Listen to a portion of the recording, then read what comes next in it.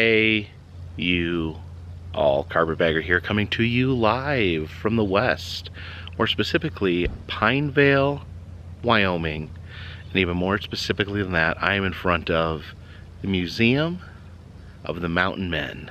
Now, the Museum of the Mountain Men is a facility dedicated to those outdoorsmen, those bearded outdoorsmen that would travel the unfamiliar territory of the surrounding areas, the mountains, the woods. They would trap animals, sell the pelts, and help explore new areas of the United States. So I'm pretty excited to check this out. Please follow me.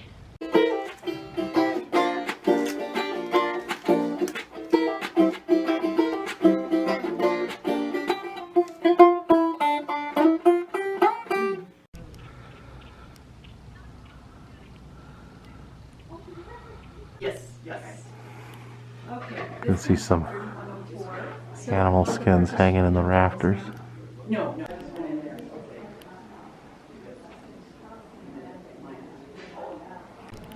See a teepee right here in the center of the museum.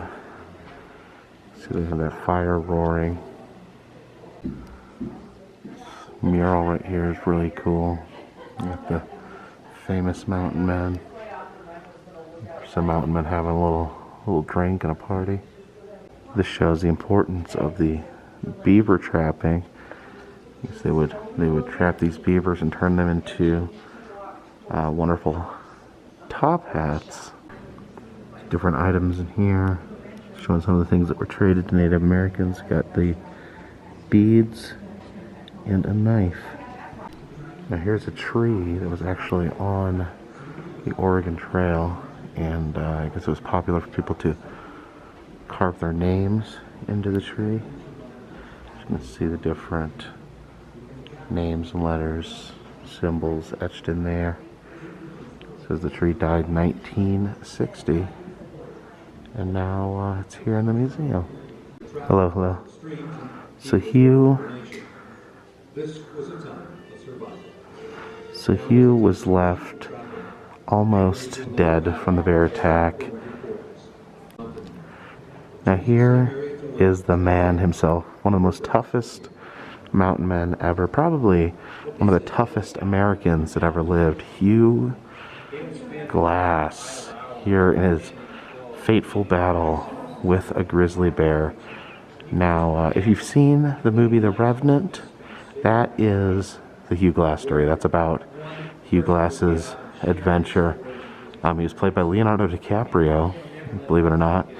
If you've seen the movie, it's a good movie, but it definitely changes a lot of the historical details. See, Hugh would lose this fight with the bear, be horribly injured. He'd have his back peeled off, one of his arms was injured, one of his legs was injured, and he was pretty much in a comatose state, was hardly alive, was barely breathing, and the party that traveled with him did not want to leave Hugh alone. They wanted to allow him to die in peace, so they left two men with him. Jim Bridger, who was only 17 at the time, but would later become one of the most revered mountain men of all time, and another man by the name of John Fitzgerald. So John and Jim stayed with Hugh for almost a week, and Hugh was like slowly dying, but just would not die, would not cease to breathe. They finally made the decision. They had stayed with him for almost a week, and they decided that they couldn't stay any longer. They were getting too far separated from their group. They were worried about Indian attacks, so they assumed he would die anyways, die very soon. So they made the decision to take all of his stuff and to leave him behind, and then lie to everyone else saying that Hugh had eventually died. Turns out Hugh did not die, and he actually woke up with all his stuff gone, and his friends had completely abandoned him. So Hugh would engage in an insane journey. He would crawl. Remember, his arm and leg were completely injured. He had no skin on his back, but he would still crawl 200 miles, take him several months, with revenge on his mind, to get revenge on Jim Bridger and John Fitzgerald. And he would eventually make it back, after avoiding being involved in Indian fights and all sorts of obstacles, would make it back to find his group. And he would confront Jim Bridger. Jim Bridger would cry, 17-year-old boy, would cry and apologize. And Hugh would take mercy upon him and decided not to murder him. And it turns out that John Fitzgerald, who was a lot older than him, he was 40 years old, so he was kind of the man in charge. He had skipped town and apparently had joined the military, which would make it illegal for Hugh to actually kill John. Probably illegal anyways, but I think the laws are pretty lax, and you get in much more trouble for killing someone who is in the United States military. Hugh, however, would eventually hunt down Fitzgerald, and they would sit down and actually talk it out. They had a mediator. They talked out what happened. Hugh decided, "You're going to give me my gun back." He demanded his gun back. And then, after 2 months of sheer torture, with the only thing being revenge on his mind, he made the decision to not kill John Fitzgerald. And he would actually go on to continue being a mountain man and having a long career after that. So that is Hugh Glass, the toughest American that ever lived. A man that crawled 200 miles for sheer revenge, almost seemingly unkillable. I guess that just shows you, what revenge can do. I guess it can keep you alive. It can defy Mother Nature. What a time to be alive. I've noticed some other museums don't really talk much about Hugh Glass, so I am glad that he got his just due here in the Museum of the Mountain Man, and that is just really an awesome display. There's no denying that. Here are mountain men in popular culture. You can see a poster from The Revenant featuring Leonardo DiCaprio. Now, there's actually a replica of the knife used by Leonardo in the movie The Revenant. Some Mountain Man comics. This one's about Jim Bridger. We got Mountain Man trading cards. Now, Hugh Glass wasn't the only mountaineer famous for being attacked by a bear, as we see this sculpture of Jebediah Smith being totally mauled by a bear. That is a really graphic mauling right there. Jebediah Smith, of course, the inspiration for Jebediah Springfield. You can see here that bear has got like his arm, right, basically holding him in one arm and just eating his head with the other. He actually did survive the bear attack. I don't know how that happened. And look at this. As to be expected, quite a collection of guns. Guns. Guns. Guns. Here's a sculpture of a mountain man swimming across a river. Sees all the way up to his armpits. That is not an easy feat, trying to cross a river like that. You can see all the different things here made out of beaver pelts. It's a beaver pelt jacket. See the warm fuzzy gloves there. And there's a beaver fur muff. And then of course the ultra classy beaver top hat. Check out this buffalo hiding in the corner here. Then right over there we got a robe made out of buffalo. That is beaver wool right there. Definitely doesn't look like beaver fur. I guess it's processed before it's used. Here's some more beaver hats. Oh, and look at this. This is pretty cool. This is like a top hat carrying case, a hat box for a top hat. Pretty cool. That would definitely keep your top hat in mint condition.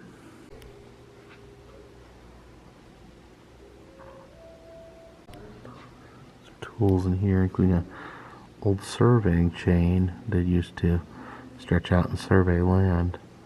It's a carving of famed Shoshone chief Washakie. Now, I did learn in a different museum that he once killed a man and ate his heart. Here's some of the things mountain men would have carried with them. Of course, their trusty rifle, a liquor barrel, big barrel full of liquor, also a liquor jug, because you can never have too much liquor. They have a bullet pouch and a powder horn. It's a percussion pistol, and then to keep themselves occupied.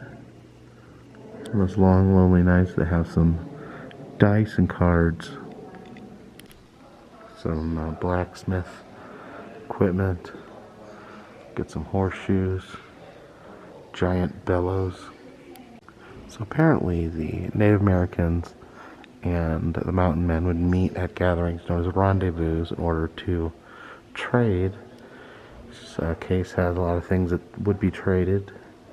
Fur blankets, of course beads. I guess beads were a form of currency back then. What else do we have? Shaving razors, tobacco, and tobacco smoking implements. Got some taxidermy over there. This big grizzly bear. Watch out though, there's a trap right by your foot. A mountain goat out there. Bighorn sheep. A 23-pound rainbow trout. And this giant hawk. One of the deadly mountain lions.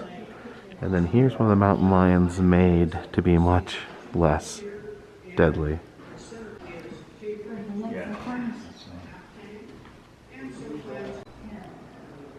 Some saddles. Some Native American clothing and items. Here we see the fur trade in progress. You see salt, tea, and coffee, sugar being traded for pelts. Got this guy right here, he's got a pelt. And he's handing off this man. I don't know what's in that little can that he's trading for, but I'm sure it's worth a pelt. Horses here.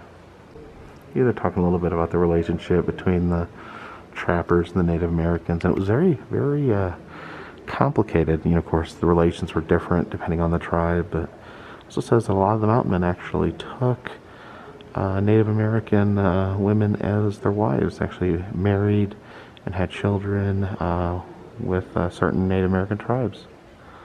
Here's a fur trapper's tent here.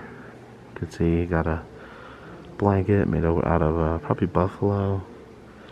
Just reading a book, playing some cards. Not the most comfortable life, but certainly an honorable living. You see that award there. This is one of Wyoming's top 10 most significant artifacts. It is Jim Bridger's rifle. Now, if you remember, Jim Bridger, when he was 17 years old, was one of the men that abandoned Hugh Glass. But his legacy goes way beyond that, and traveling around Wyoming, I realized Jim Bridger probably considered the ultimate mountain man, probably the most famous, the most accomplished, and there is his rifle. Some of the pelts that will be traded. It's an otter pelt, a beaver pelt, it's a badger. We got some marten pelts. A little fox pelt. Chaos reigns. See the knives that would be used for skinning the animals and some of the traps used to catch them. Here's a statue of the Honorable Beaver, who was responsible for much of the mountain man's success. In this display we can see the beavers making their house. Little beaver popping out there. There, beaver. And look at this. This is absolutely gigantic wood carving of a mountain man. These stairs here. This is the children's section right here, known as Fort Nonsense. I guess it's just a little cabin for the kids to get in and bounce around. There's little saddles for them to sit on. This super cool travel trunk right there. I think this is something I need to take with me on my journeys.